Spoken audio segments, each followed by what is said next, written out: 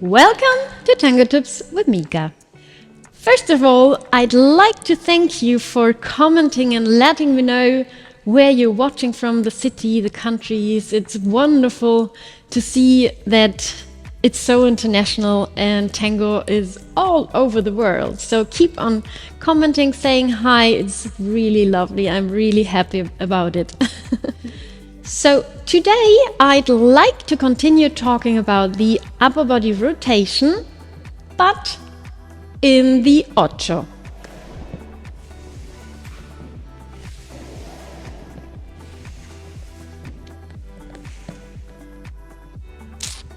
So the Ocho, the eternal 8, gets its name from the figure our feet are drawing on the floor, right? However, the Ocho is a full body experience starting in the upper body. 1, upper body first. The upper body initiates the movement of the rotation, and the hip and the feet, the hip, the legs and the feet follow afterwards. Look at this. I will use my jacket to illustrate the mechanism of the pivot of the Ocho, yes? So, my upper body turns in one direction, which generates a complete twist, yes? And when I release this tension, my hip and my leg and my feet follow. Yes? A lot of rotation, a lot of twisting and relaxation. Yes, that's the pivot. Now let's analyze the moment of the pivot. I will put myself close to the wall as a reference. I will put my feet in the patito position. Remember, the patito is so important. Have a look at Tango tip number 1 if you don't remember what I'm talking about. Put the weight on the right foot, relax the ankle of the left and close the feet, yes? My hips face this direction, but my upper body will initiate the turning, yes? So I'm rotating towards the wall without taking my hip with me, okay? So actually, I'm opposing a little bit this hip bone so that the hip faces that way and doesn't go. Yes, I oppose while I'm turning the upper body. Be careful not to lean forward and not to do something strange with your elbows, with your shoulders, sorry. My shoulders, my ribs, my hip, my feet are all parallel to the floor, yes? So I'm turning parallel to the floor, okay? Now here I arrive to the maximum of rotation without taking the hip with me, yes? That's the limit. And now I release, squeezing my feet into the ground. Okay? One more time. Patito. My hip opposes this way. I turn. Here I'm at the moment of extreme tension. Yes, I cannot turn more than that. And release. Whoop. Okay? 2. Use the inside rib. What we want to achieve is precision, control, stability and elegance in the movement, yes? So this is why we will use only the inside rib for turning the upper body, okay? So in the last 2 tips we've been talking about the solar plexus and the 2 floating ribs next to it, yes? Now I will focus only on the inside rib for the turning. Have a look. Again, the same position of the feet, patito, the weight is on the right, relax the knee, the hip opposes the movement of my upper body, and now I'm only thinking about turning the inside rib. Inside, because it's the one facing my partner, my imaginary partner, yes? This would be the outside. Now, just the inside rib which means I'm turning over my supporting leg. Look at this. This is the inside rib, turning over my supporting leg.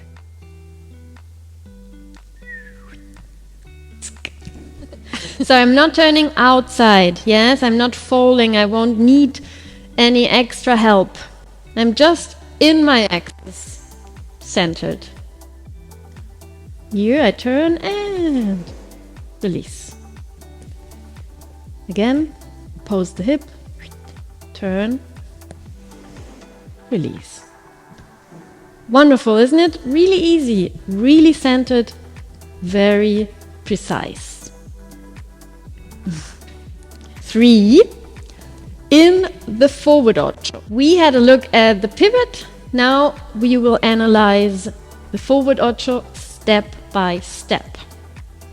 As always, the rule is upper body first. Yes? Remember, in the first tip about the upper body rotation in the walk, we already had a look at this movement. Yes? The upper body initiates the movement of my free foot, yes? The same happens, of course, in the Ocho. Look at this. The upper body initiates the movement of my free foot.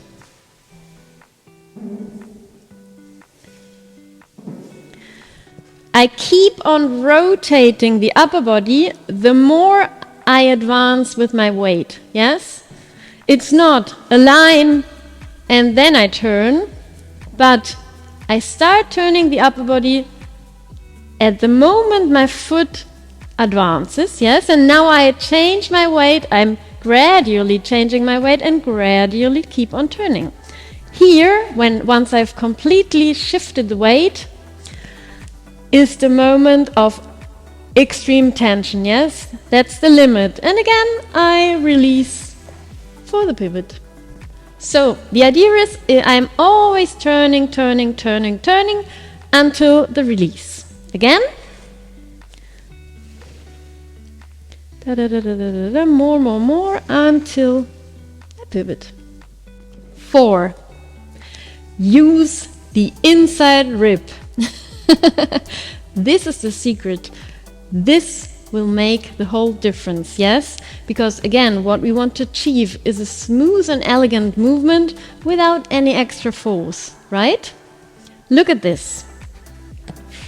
Again, we have the 2 floating ribs, the solar plexus in the middle, and I'm just using the inside rib, the one which faces my partner, to turn backwards. This makes the movement very precise. Look at that. If I use the outside rib, I'm falling forward, yes?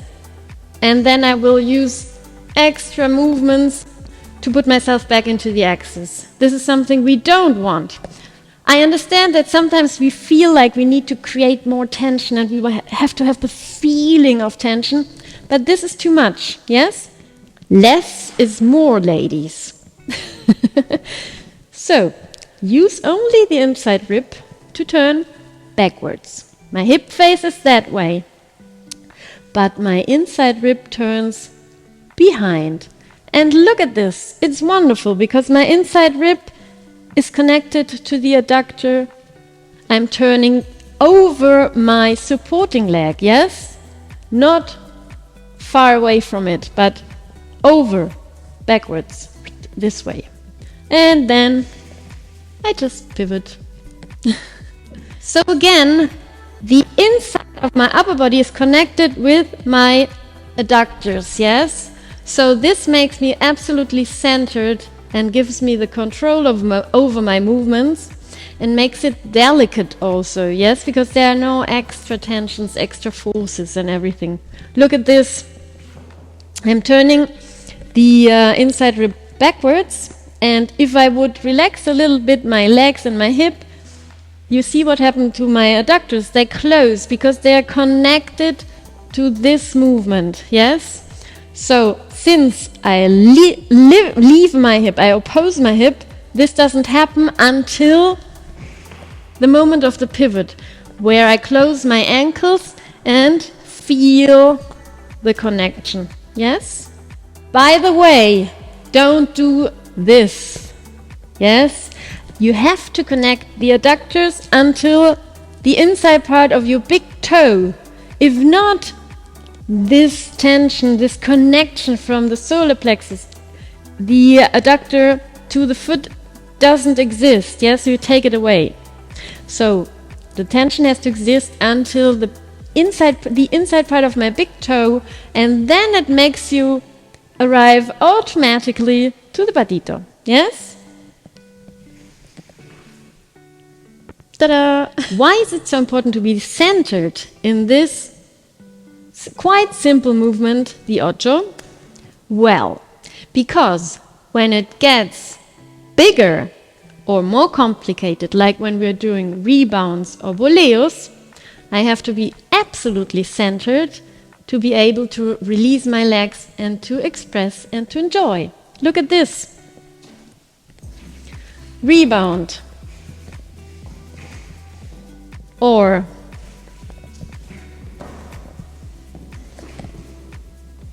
voleos, yes?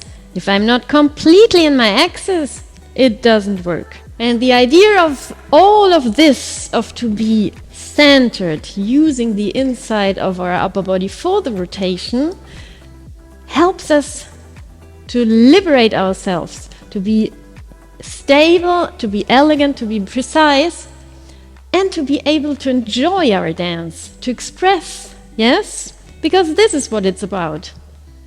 To enjoy dancing, because dancing makes us happy. I hope you've enjoyed this tango tip. If you want to receive the next ones as soon as they get out, subscribe to our website. You can find us, like always, on Instagram, YouTube, and Facebook. And please help us by liking, sharing, and commenting. Oh, and if you subscribe to our website, you will receive not only a free lesson of Ladies Technique with Mika, but also information about our wonderful ladies tango trips to Buenos Aires with Cristian&Mika and a wonderful team of Argentinian professional dancers.